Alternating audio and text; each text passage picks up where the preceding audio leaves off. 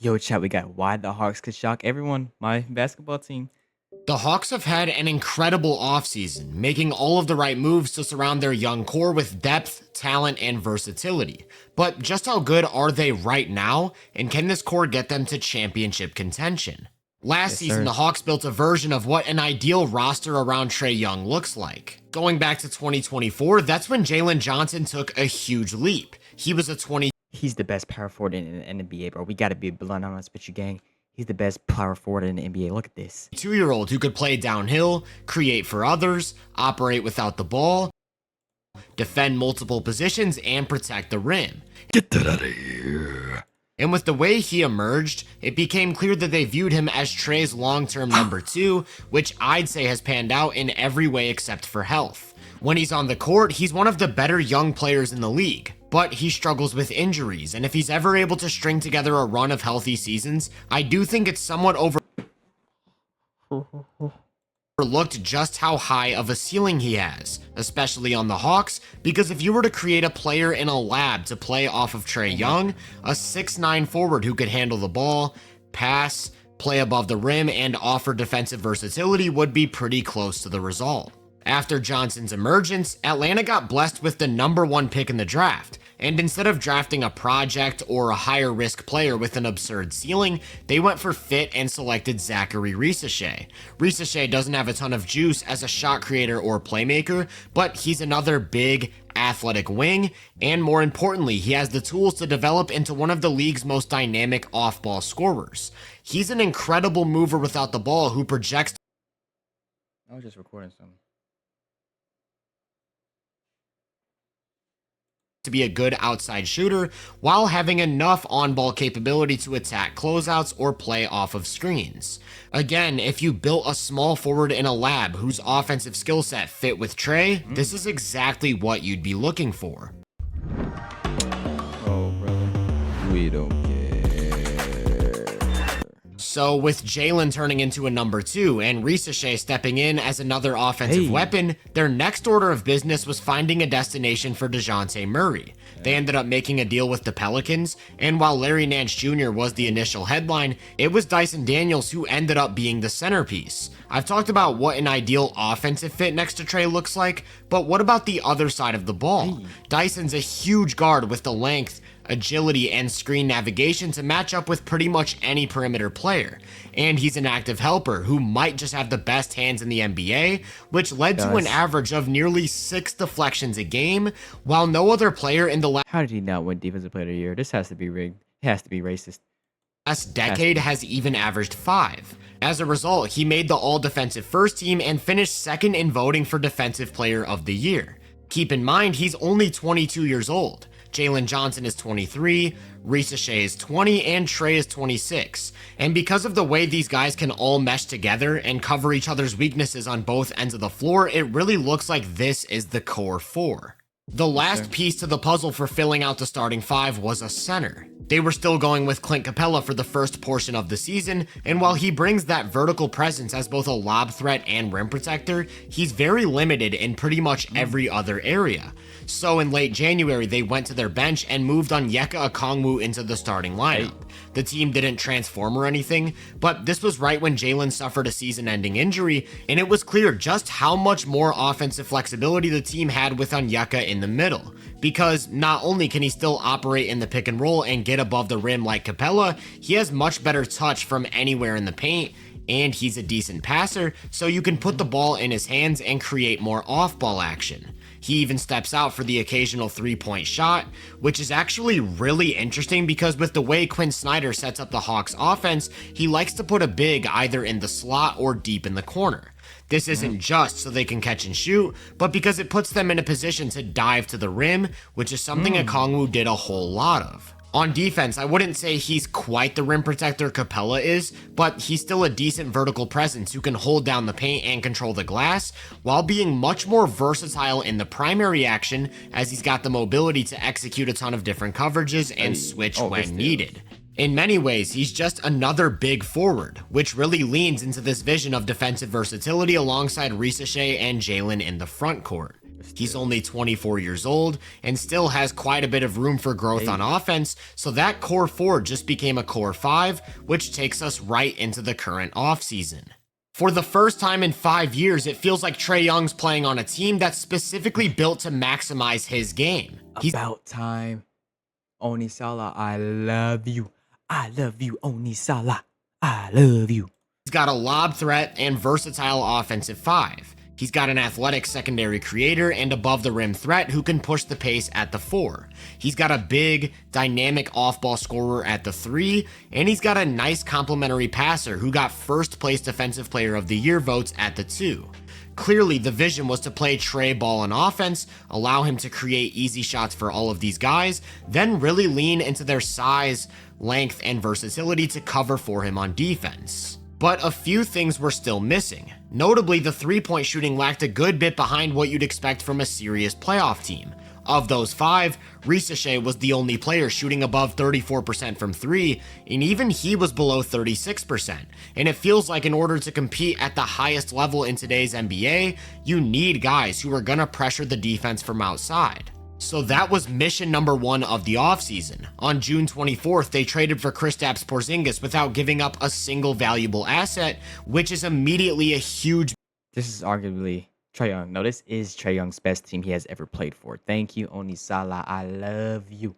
boost to the roster.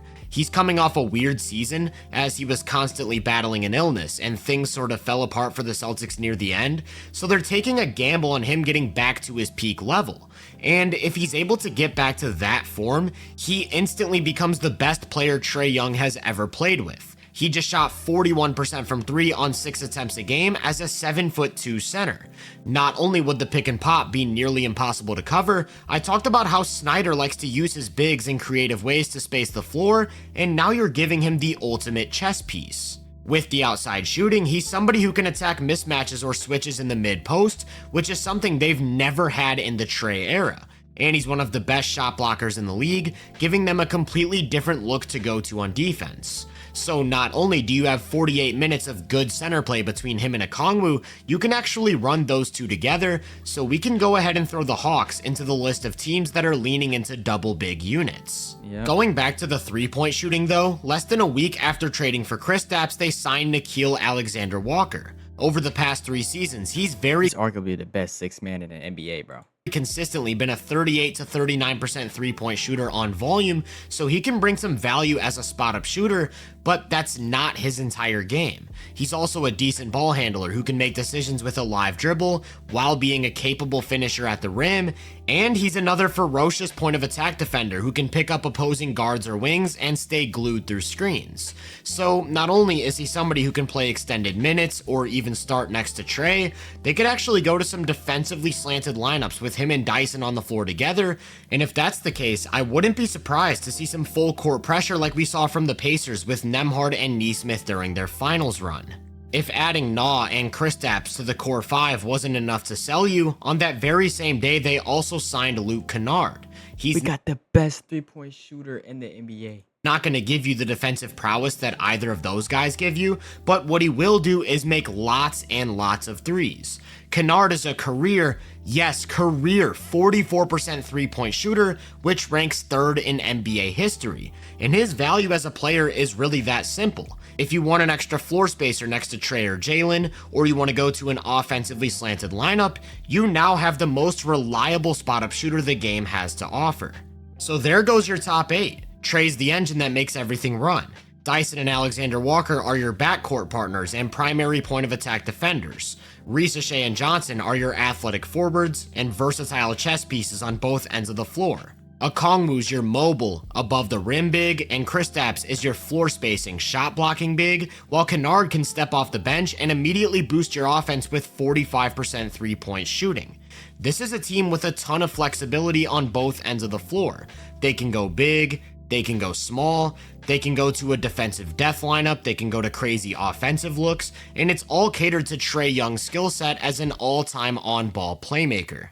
Like, bro, we could have the biggest lineup in NBA history, bro. We could have Trae at the 1, Dyson at the 2, Jalen Johnson at the 3, Okongwu at the 4, and Porzingis at the 5. Oh my gosh, nobody's getting rebounds against this, bro. That said, though, I do still have a few problems with the current roster construction. The obvious one is that they're relying on quite a few injury-prone players to stay healthy. I already talked about Jalen Johnson, who they need healthy for this to work. But Dyson's another guy who's dealt with quite a few injuries in his young career. Kennard's missed some time here and there. Onyeka's had a history of minor injuries that really add up. And of course there's Kristaps, so we could see some stretches of Atlanta having to play without either one of their bigs. To adjust, they picked up Asa Newell in the draft, and while he may be raw, they're clearly betting on him to give them some playable minutes as he develops into a legit NBA big. Another problem I have with the current roster is that they really lack capable shot creators. Because Trey's so good at creating open shots for his teammates, he'll be able to mask this issue about as well as one player possibly could, but against a high-level playoff defense, it's something that could really be their downfall.